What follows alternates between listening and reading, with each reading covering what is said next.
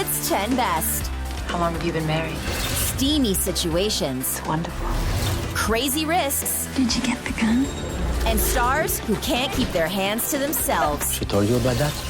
Hollywood's 10 Best Forbidden Passions starts now. Okay.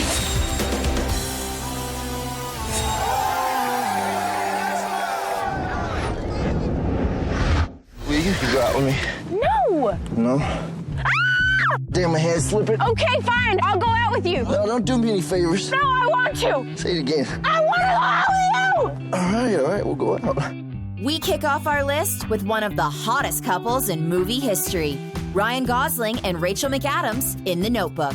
I think there's always a little room for a good love story. Now, don't I get any say in this? You want to say in this? That was my wife's grandparents. Met when they were kids. Her mom didn't want them to be together. Goes off to the war. She gets engaged, comes back on the verge of her wedding. Realizes she still loves him. She is out fooling around with that boy till 2 o'clock in the morning, and it has got to stop. So they actually had a really tough time casting because they needed a woman that was both innocent but sexy. They looked at all kinds of romantic leads. They looked at Reese Witherspoon, they looked at Jessica Biel, they even looked at Britney Spears, if you can believe it. I can believe it, because Britney was pretty hot at this time. This was pre-meltdown Britney. This was full head of hair Britney. Once Rachel McAdams read for the role, it didn't matter, because it was over. It's a lock. The director, Nick Cassavetes, had to fight hard to get Gosling in this movie, and get this, it's because the producers didn't think he was cute enough. Wrong. It wasn't over. It still isn't over.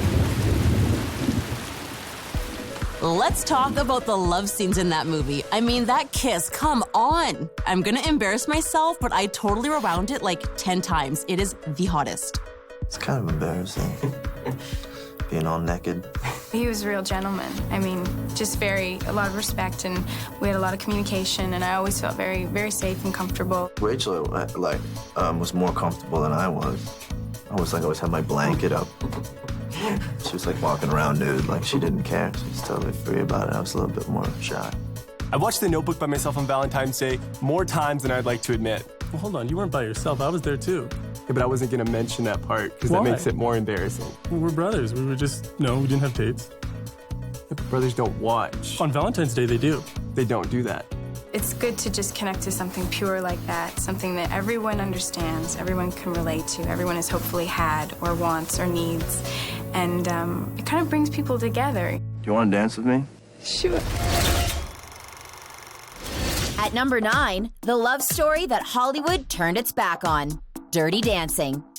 Jennifer Grey fights her parents and falls for a bad boy played by Patrick Swayze. The movie became an instant romantic classic. I'm real proud that it had the kind of effect on people that it had because, it could have been a very corny, surface kind of movie. Where'd you learn to be a dancer? When there's a dance going on between a man and a woman, it's a love scene. These days, you can't picture anyone but Patrick Swayze in this role. But at the time, he was an unlikely choice. Patrick used to be a football player, but he blew out his knee and then turned to dancing and acting. So he was more of the action hero type guy, not really a romantic lead. I needed to keep my dancing quiet for as long as I could in order to have a hope of establishing myself as an actor first. So I did North and South and The Outsiders and Red Dawn and all these other movies to get some kind of credibility as an actor, and then did Dirty Dancing.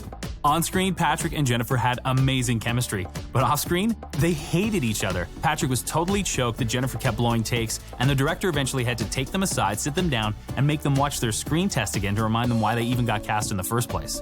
I just want to be the best actor I can and keep putting every inch of my soul and my guts into my work and see how much I can grow as an actor. Producers were so sure they had a bomb on their hands, they didn't even want to release it. They could not have been more wrong. Dirty Dancing took home a Grammy, an Oscar, and $200 million. All you can do is laugh at it. It's like one of those freaks that you dream about in your life, but you never expect to happen. Up next, who's talking dirty to Diane Lane? I would just yell back, and it was funny for him. He's not used to that.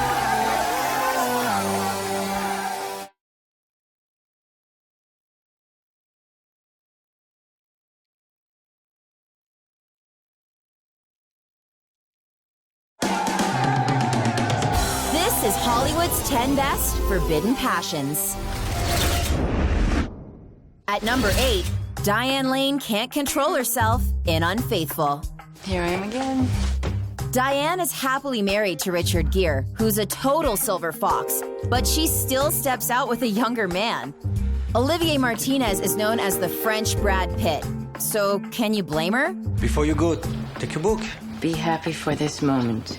This moment is your life. People do crave excitement. It's not about sex. I mean, it's about betray. How do I look? Very handsome. Originally, the script had the couple in a very dysfunctional sexual relationship, but star Richard Gere and director Adrian Lyne decided it was a bit too cliche. If it had been a lousy marriage, if the sex hadn't been working or whatever, well, of course she should have an affair. Long-term relationships require a lot of soul-searching to stay current. The fact is that adultery or infidelity is kind of arbitrary. It just happens. Two people can get blown together, and Bob's your uncle. It happens. You know, we could end this now and no one would get hurt. This is one of those hard R movies about an affair, and there is a lot of sex on the screen. We're talking in a bed, in a bathroom, even in a hallway.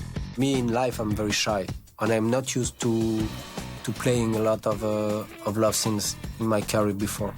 The love scenes were just as crazy on set. Diane should have had a stunt double because she nearly broke her neck filming them. And the director, Adrian Lyne, was loving it, yelling out instructions while they were making out. Action! I always make a lot of racket, but I'm a little bit like a cheerleader, you know. I always think it must be nightmarish for actors to be sort of going at it, you know, sexually in total silence and not knowing whether they're doing good, you know. And I would just yell back. And it was funny for him. He's not used to that. At number 7, a story that introduced soccer moms to the forbidden world of bondage. 50 Shades of Grey burned up the bestsellers list and sold 100 million copies. There are so many people who really, really love this book. And there's so many bits that, you know, they worship, so we had to get those in, but we also wanted to make it different and make it a real film. It's about this innocent girl named Anastasia Steele who happens to be a virgin, and this millionaire Christian Grey who's got a very singular taste. Dakota Johnson wanted the part bad. Like Anastasia wanted Christian Grey's rock-hard, muscular body all over her. But just like Christian Grey, the studio punished her, and they looked at 100 other actresses. Charlie Hunnam was originally cast as Christian Grey in the movie, but he had to pull out because of his commitment to his TV series Sons of Anarchy. That's when they got actor and Calvin Klein model Jamie Dornan to take the part. I do think, honestly, it's a love story, and people talk about the sex, and look, sex is a massive part about it, and it's an erotic series of novels, and it's an erotic film, but it's still got a love story. According to Dakota, the hardest scenes in the movie to film were the love scenes, not surprisingly, because they were so hot. But I don't mean like sexy, I mean like sweaty and totally uncomfortable. Dakota said it's hard enough to be naked, blindfolded, and tied to a bed, but when they call cut, you're still naked, blindfolded, and tied to a bed. You see her turn into a woman and explore her emotions and her sexuality, and it's a beautiful story and something unique and different. You're not anybody in America unless you're on TV. At number 6, Nicole Kidman is a sexy weather girl who will do anything to make it big. Even seduce a young Joaquin Phoenix and get him to kill her husband. This movie is to die for. Suzanne, did you get those kids to kill your husband? It was like I evolved this sort of character through watching television and you know, weather girls, regional weather girls, and it was just something that I just knew how to play. Did you get the gun? Yeah. Suzanne's downfall is that she operates on a completely different moral code to everybody else. The values are so screwed up, you know. Everything's about being famous and being on television. Originally, they wanted Meg Ryan for the role. They even offered her $5 million, but she turned it down. Hell, I would have done it for $5 million. I would have done it for free. Next, they took a look at Nicole Kidman, who told director Gus Van Sant that she was destined to play the role. Ironically, in the book, the character Suzanne wants to be played by the woman who was married to Tom Cruise, which at the time was Nicole Kidman. It's one of those characters that as an actress, you know, you long to play because she's wild and weird and bizarre and funny, and all those things that you usually don't get a chance to explore. I don't think I need to tell you that today was a hot one. Up next, how did two straight guys rehearse their gay love scenes for Brokeback Mountain? We kind of just held our breath and dove in and then jumped out as fast as we could.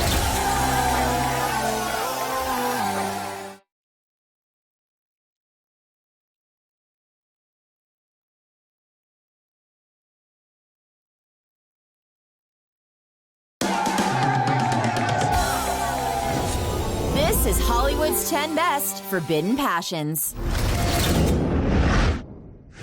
At number 5, Kate Winslet is the seductive older woman in The Reader. See something in that. Kate Winslet plays a crazy lady who's a German transit driver.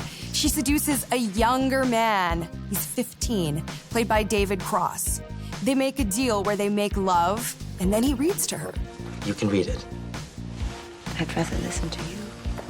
I think it's kind of creepy. People love the idea of an older woman seducing a young guy, but let's just reverse the roles real quick. If it was like an old bus driver sleeping with a 14-year-old girl, there's no way that this movie would be critically acclaimed. There's no way this movie would get made. David Cross got the part when he was 15, but they delayed shooting until he was 17. But to shoot the love scenes, they had to wait until he was 18, because if they didn't, it would be illegal. Kate was really nervous when it came to the love scenes, but she realized she probably wasn't nearly as nervous as David Cross was. So she decided she was going to take control of these love scenes, even though her character was totally vulnerable and she was totally naked.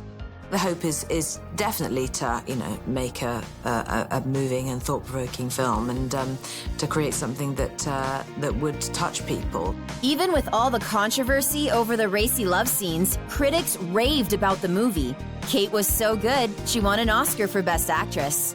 I have been incredibly lucky in my life to have worked with some fantastic actors and directors who have played such a big part in me being nominated for anything at all. It's wonderful. At number 4, a movie that broke new ground in Hollywood by telling the story of the forbidden love between two cowboys in the 1960s. It's Brokeback Mountain. We're around each other and this thing grabs hold of us again, and we're dead. It was a story that hasn't been made, and I think in this day and age, particularly with stories concerning love, we're just recycling stories today, and it's a little stale. Based on an acclaimed book, the script for Brokeback spent 6 years making the rounds in Hollywood. It was a good story, but nobody wanted to touch it. It was supposed to be directed by Gus Van Sant and star Matt Damon and Joaquin Phoenix. But when Ang Lee signed on to direct, he cast Heath Ledger and Jake Gyllenhaal. Well, I guess I'll see you around, huh? As soon as I met Heath and Jake, I knew that they were absolutely the perfect people to play these characters, bring them to life. Okay, on 3. Heath or Jake? Okay. 1, 2, 3, Jake! What are you out of your mind? Have you seen Brokeback? Heath is a terrible boyfriend. When Heath and Jake started practicing the kissing scenes, they were a little bit tender, a little bit careful. It was a really technical, choreographed thing, and it was written. They're literally paragraphs of, writing about how what they do and how they felt about it in the script. If for a second the two of us snapped out and realized it was Heath and Jake, we'd probably, have an anxiety attack and head home. Director Ang Lee suggested they, take it up a few notches. And then they took it up a few too many notches, and Heath almost broke Jake's nose. We didn't even really want to rehearse it because it's even that was uncomfortable, because rehearsing it, it's like Heath and Jake, kind of in these uncompromising positions. We just sort of had to read the script and then, hold our breaths and jump in. You gonna do this again next summer? Well, maybe not. You? Might go up to my daddy's place and give him a hand through the winter. People go into it thinking, I'm going to go through the gay cowboy film. And then at the end of it, people can barely talk because they've been so moved. People loved this movie. It was a little $14 million picture, and it grossed $178 million. The Academy loved it too. Ang Lee won for Best Director, and Jake Gyllenhaal, Michelle Williams, and Heath Ledger all got acting nominations. I saw it as such a wonderful opportunity to tell a story of such grand love, such pure love that hadn't been told. Coming Coming in at number 3, Twilight brings vampire movies back from the dead. Twilight is about Bella Swan, a high school girl who falls in love with a handsome vampire. And he fancies her too, but he doesn't know if his desire for her will overpower his desire for her. Originally, Kristen Stewart didn't want to play Bella. She was working on another movie and didn't even read the script. But the director, Catherine Hardwicke, practically forced her to take the part. I play a really innocent, sort of like wide-eyed, kid who needs to be like really responsive and impulsive. For the casting of Edward, it was a whole other story. They looked at like 3,000 actors. Sounds like Bella. Make up your mind, woman.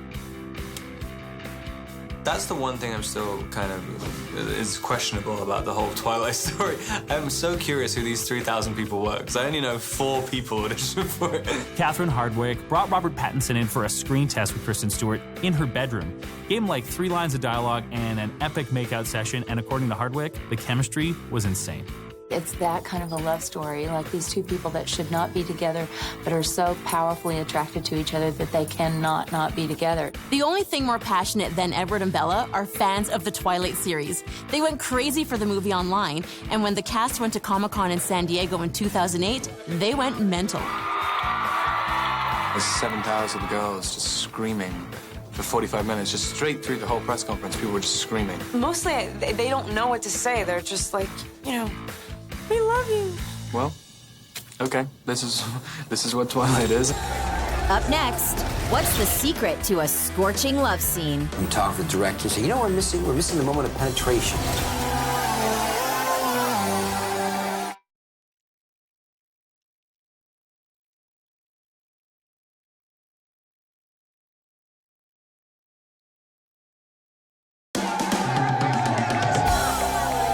This is Hollywood's 10 Best Forbidden Passions. There's just 2 movies left on our list, and this is the one that made every married guy want to keep it in his pants. Fatal Attraction. I'm scared, Jimmy. I don't want to lose my family. Fatal Attraction is the ultimate 1980s water cooler movie. Michael Douglas plays a New York lawyer who has a weekend fling with a woman named Alex, played by Glenn Close. He thinks it's just a hookup, but then she starts to stalk him and his family, and it gets messy.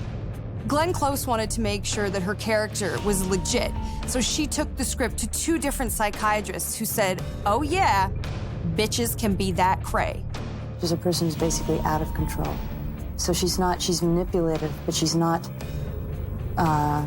she doesn't think ahead, I think. She's unbalanced in that way. We've all known a character like Glenn Close, somebody who you can talk to and you just suddenly realize that nothing is getting through, that whatever you say, it'll have absolutely no effect. That makes her a very tragic character. And I think the relationship that she has with Michael's character was, yes, it was just one too many. And then she was, all the elements added up to just tip her over the end. This is an Adrian Lyne movie, so the sex is acrobatic, not just in the bed, but also on the sink. And there's a love scene in an elevator, so to prepare for it, Glenn Close asked for a pitcher of margaritas, and she ended up drinking half of it. But it's a funny combination because, one minute you're all professional, next minute you're jumping in, and then you finish a take and you say, well, how was it? And you talk to the director and say, we're missing the moment of penetration. Say, you're right. It's scary, the build-up, but in the end we did it in probably 3/4 of an hour. Yeah, I can think of worse things than having to pretend making love to Glenn Close. Wasn't a bad job. Before we get to the top of the list, let's rewind for a sec. At number 10, Ryan and Rachel share the love of a lifetime in The Notebook. In at number 9, a movie nobody puts in the corner, Dirty Dancing. Number 8, Unfaithful. Fooling around has never been hotter. 50 Shades of Grey ties up our number 7 spot. Nicole Kidman is to die for at number 6. Kate Winslet can't keep her clothes on in The Reader at number 5. Jake can't quit Heath on Brokeback Mountain at number 4. At number 3, talk about bloodlust. It's Twilight. And at number 2, Fatal Attraction is a killer one-night stand. And that brings us to number 1. We wooed, made exchange of vow. Should a story that's 400 years old really be at the top of the list? When you've got Leo DiCaprio and Claire Danes playing Romeo and Juliet, the answer is oh yeah. My only love sprung from my only hate.